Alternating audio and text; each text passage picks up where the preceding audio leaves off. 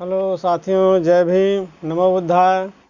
जैसा कि हम चर्चा कर रहे हैं साथियों, बहुजनों को, दलितों को बिजनेस की तरफ ले जाने के लिए जो लेखक लिख रहे हैं किताब के माध्यम से, वो हमें संकेत कर रहे हैं और बता रहे हैं। और आज का उनका जो छोटा सा अध्याय है, वो लिख रहे हैं भारत में 100 बहुजन अरबपति तैयार करने होंगे। उनका ये है कि भारत में 100 बहुजन जो है अरबपति तैयार करने होंगे। खास करके दलित समाज की ज़्यादा ही समस्या है। इस पर विचार करके हुए, गहन विचार करके लेखक लिखते हैं कि आज अर्थव्यवस्था जो है पूरी तरीके से वो निजीकरण की तरफ हो गया है। निजीकरण की तरफ हो जाने की वजह से जितनी जो सरकारी नौकरियों की तमन्ना थी, जो सरकारी नौकरियां थी पहले की अपेक्षा, वो धीरे धीरे खत्म होती जा रही हैं। वो ये आजकल ऐसा कर रहे हैं लोग, आरक्षण खत्म करने की वजह से। एक पॉलिसी है कि ऐसे तो ये मानेंगे नहीं, आरक्षण के द्वारा नौकरियां लेते रहेंगे, लेकिन इनको सरकारी निजीकरण करते करके जो है कि एक तरीके से देखा जाए तो ये सरकारी नौकरियों को ख़त्म करने की वजह से निजीकरण की तरफ सरकारें ज़्यादा बढ़ रही हैं। तो इस हालात में वो कह रहे हैं कि दलितों, शोषितों, वंचितों को जो है कि इनको बहुजनों को, इनको जो है कि बजाय नौकरी मांगने की, इनको बिजनेस में कूदने की ज़रूरत है। जो भी इनके पास छोटी सी पूंजी है, उस पूंजी को एकत्रित करके जो है कि अपना उसको समय ना बर्बाद करते हुए ये बिजनेस में जाए, बिजनेस की तरफ करें, इनको उससे ज़्यादा तरक्की मिलेगी।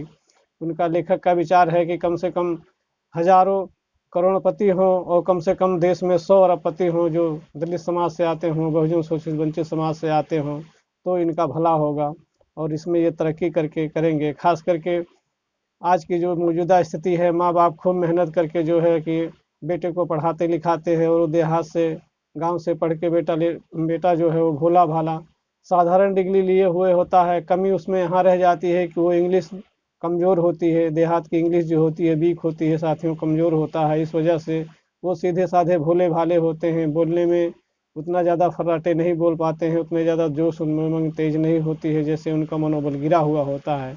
ऐसी स्थिति में लेखक का कहने का मतलब है कि आप सरकारी नौकरी के पीछे भग करके जो है कि ऐसा अपने समय को बर्बाद ना करें, बल्कि जो माँ बाप आपके पास है, जो पूंजी है, उचित रूप से उसी पूंजी को लगा करके जो है कि बिजनेस की तरफ आगे बढ़ें, ना कि नौकरियों के पीछे ही भागते रहें। आजकल के मौजूदा स्थिति में ये है कि जो लड़का थोड़ा सा पढ़ लेता है, बीए एमए साधारण डिग्रियां हैं, ऐसे कर लेने के बाद जो है लड़कों के अंदर ये थोड़ा सा अहम आ जाता है गरीब बच्चों को, क्योंकि उन्होंने पूंजी तो पहले से देखी नहीं है, सुख सुविधाएं तो देखी नहीं है। वो क्या, उनके माँ बाप भी इस तरीके से नहीं देखे हुए हैं।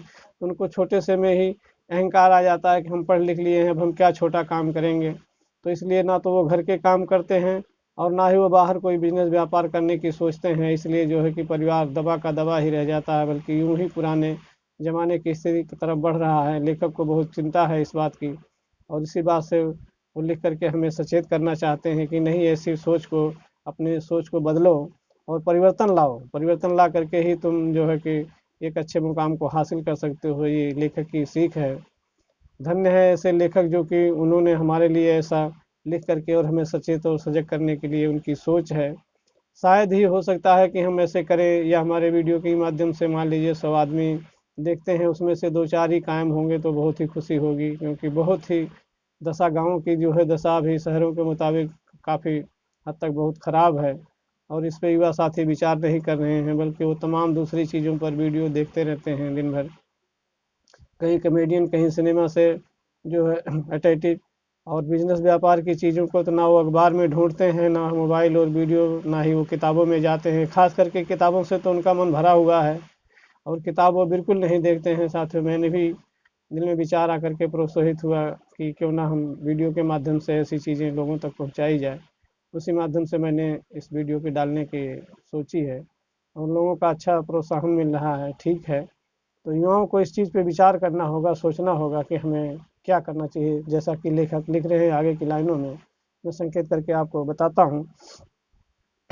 अब यह साफ हो गया है कि भारतीय अर्थव्यवस्था तेजी से निजीकरण की ओर बढ़ रही है, यानी पब्लिक सेक्टर या सरकारी सेवा का क्षेत्र तेजी से खत्म होता जा रहा है। ऐसे में दलितों को सरकारी नौकरियों की आस छोड़कर प्राइवेट क्षेत्र में कूदकर बिजनेस मैन बनना होगा। उन्हें सरकारी सेवा में नौकरी और राजसत्ता में अधिकार मांगने के बजाय निजी पूंजी के माध्यम से बन रही राष्ट्रीय संपत्ति में भी अपना हिस्सा मांगना चाहिए।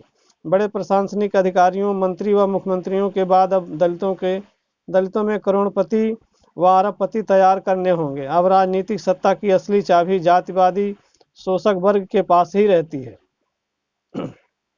इसलिए राज सत्ता से ज़्यादा आर्थिक सत्ता जरूरी है। इस दौर में पार्टियां भी उसी व्यक्ति को टिकट देती हैं जो आर्थिक रूप से संपन्न है। यह भी जग जाहिर है कि पूंजीपतियों के पैसे से राजनीति चल रही है। बणिक समाज कभी भी दलित पिछड़ों को आर्थिक सहयोग नहीं देंगे। इसलिए दलित समाज को हजारों करोड़पति व 100 अरबपति तैयार करने होंगे। साथियों, यहाँ लेखक साफ शब्दों में लिख रहे हैं कि जब तक तुम्हारी आर्थिक स्थिति सही नहीं होगी तब तक तुम्हें राज सत्ता की तरफ राजनीति में भी जाने का तुम्हें शुभ अवसर नहीं मिलेगा, क्योंकि पार्टियां आजकल वही कर रही हैं कि जिनके जो आर्थिक रूप से मजबूत है टिकट भी उन्हीं को देते हैं। ऐसा लेखक का मानना है और उसी चीज़ को लिख करके दर्शा रहे हैं, हम तक के पहुंचा रहे हैं। बहुत अच्छी सोच है। फिर आगे की लाइनों में लिख रहे हैं, हमें अब दलितों को कॉलोनी से लेकर शहर तक व्यापार की समझ विकसित करनी होगी। 100% दलितों की बस्ती में भी बाहर का बनिया आकर किराना, स्टेशनरी और कपड़े की दुकान खोलता है, जमकर कमाता है और हम हिम्मत नहीं कर पाते हैं। इसके लिए चेतना जगानी होगी। थोड़ी बहुत सरकारी नौकरियों के लिए हमारे युवाओं की बड़ी संख्या दौड़ रही है। गरीब माता पिता खून पसीना एक एक कर लाडले को पढ़ाते हैं, लेकिन साधारण डिग्रियां लेकर दलित युवा नौकरी के लिए भटक रहा है। इंग्लिश अच्छी नहीं है, शहर के युवाओं की तरह तेज तर्रार नहीं है। भोले व ईमानदार दलित युवाओं को चाहिए कि वे छोटे मोटे बिजनेस की ओर बढ़ें। रटी रटाई सरकारी योजनाओं व डिग्रियों बेरोजगारों के जख्मों को सिर्फ सहलाने का काम कर रही हैं, कोई गंभीर नहीं है। युवा पीढ़ी अपना लक्ष्य बनाए, मेहनत करे, बिना मकसद के यूं ही जिंदगी बर्बाद नहीं करे। ये हमें लेखक की तरफ से एक सुझाव दिया जा रहा है कि जैसा यहाँ बता रहे हैं लेखक कि वो रटी रटाई सरकारी योजनाओं या डिग्रियों के पीछे ऐसे भटक करके अपने आप को समय बर्बाद ना करें, बल्कि जो है कि बेरोजगारों की तरीके से ना घूमें और वो बिजनेस की जानकारी लें और उससे जा कर के बिजनेस में कूदें और बिजनेस को करें। जो भी उनके पास मौजूदा स्थिति में जो भी उनकी थोड़ी घनी पूंजी होती है उसी पूंजी से करें। वो अपने मन को कभी भी नीचे ना झुकने दें, गिराव ना करें, क्योंकि जब तक एक घर में अगर सच्चा व्यक्ति होगा तो वो अपने पूरे परिवार की दशा बदल सकता है। ये सत्य है साथियों, इसे हमें मानना होगा और स्वयं धरातल पे इसे करके देख लिया जाए, आजमा लिया जाए। और एक ही घर का अगर एक जो समझदार व्यक्ति होगा, जो सबसे ज़्यादा थोड़ा बहुत पढ़ा लिखा होगा, अगर वो उसका मनोबल गिर गया और वो दूसरी दशा की तरफ अपने जीवन को मोड़ लिया तो घर यूं का यूं ही बर्बाद होता चले जाएगा और हम तमाशा देखते रहेंगे। इसलिए हमेशा लेखक का ये कहना है कि हमें अपनी पीढ़ियों को आगे सुधारें, कोशिश करें। साथियों, इस अध्याय को यहीं विराम लेते हैं। आगे दूसरे अध्याय पे हम आपसे फिर चर्चा करेंगे। तब तक के लिए जय भीम, नमो बुद्धाय।